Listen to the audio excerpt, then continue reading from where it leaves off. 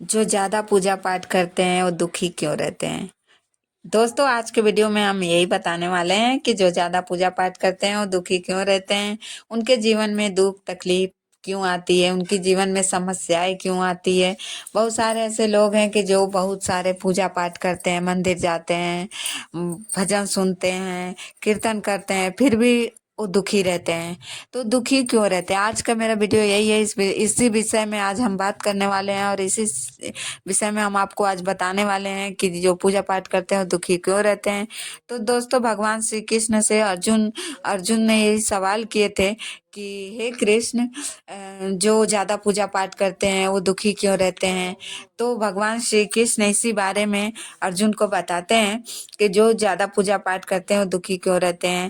बहुत सारे लोग ऐसे होते हैं कि पूजा पाठ करते हैं, फिर भी उनको जीवन में सारी तरफ से समस्याएं घिरी रहती है। बहुत ऐसे लोग हैं कि जो पूजा पाठ नहीं करते हैं, नास्तिक होते हैं, ना ही कभी मंदिर जाते हैं, ना कभी भजन सुनते हैं, ना कोई कीर्तन करते हैं, फिर भी वो सुखी रहते हैं।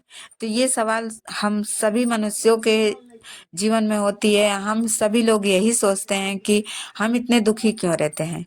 तो यही भगवान श्री कृष्ण बताते हैं अर्जुन को कि एक गुरु के दो शिष्य थे, दोनों पढ़े लिखे विद्वान थे।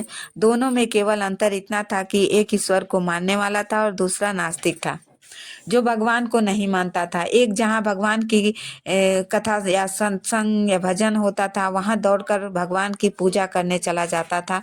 वही दूसरा शिष्य इन सब चीजों से दूर रहता था। वो शराब का सेवन करता था, गलत आदतों में रहता था और लोगों के साथ भी गलत व्यवहार करता था। एक दिन वो शराब का सेवन करने के बाद अपने घर जा रहा था। अचानक उसे रास्ते में पैसों से भरा एक थैला मिला।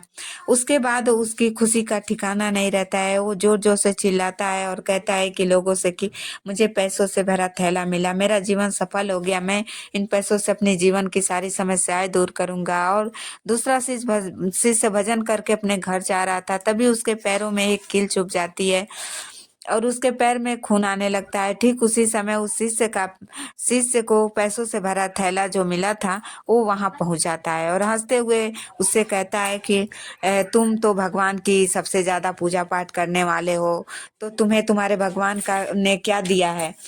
मेरे तरफ देखो, मैंने तो कभी मंदिर नहीं गया, मैं तो कभी भगवान को नहीं देखा, भगवान को कभी नहीं सर, ना ही भगवान के आगे कभी सर झुकाया और ना ही भगवान को अपने घर में रखता हूँ। फिर भी मैं बहुत अमीर हूँ, मेरे पास आज सब कुछ है, मेरे पास कोई कमी नहीं है, मैं सबसे बड़ा खुशहाल हूँ, खुशहाल जिंदगी जी रहा हूँ। तो उसकी ये बातें सुनकर दूसरा शिष्य को चुभने लगी। तब वो अपने मन में सोचा कि हाँ, ये तो सच कह रहा है। मैं इतनी पूजा पाठ करता हूँ, भगवान को इतना याद करता हूँ, भगवान को इतनी मानता हूँ, फिर भी मैं दुखी रहता हूँ और ये कुछ भी नहीं करता है, फिर भी ये कितना खुश है। और ये सोचकर अपने गुरु के पास जाता है और गुरु से यही सवाल पूछता है कि, और उसके जवाब में गुरुजी मुस्कुराते हुए कहते हैं कि भगवान जो भी करते हैं अच्छे के लिए करते हैं। जिसकी जैसी क्षमता होती है, जैसी जिसकी कैसी कर्म होती है, वैसा फल मिलता है। तुम अपने सवाल के उत्तर जान लो कि भगवान तुम्हारे पैर में कील और उसके उसके उसको पैसों से भरा थैला क्यों दे रहे हैं। गुरुजी कहते हैं कि तुमने पिछले जन्म में बहुत पाप किए थे और आज तुम मरने वाले थे, तो तुम इसलिए बच गए क्योंकि तुम सच्चे मन से मंदिर जाते थे, तुम्हारी भगवान की पूजा सच्चे मन से करते थे, भगवान की सत्संग सुनते थे, कथा सुनते थे, भजन करते थे, इसलिए तुम्हारी मृत्यु होने से बच गई और उसके बदले में कील चुभी। और रही उसकी बात, तो पिछले जन्म में वो महासंत था और आज आज उसकी किस्मत बदलने वाली थी, वो करोड़ों का मालिक बनने वाला था, लेकिन इस जन्म में कोई अच्छा काम नहीं किया था, इसलिए उसे बहुत कम धन मिला है।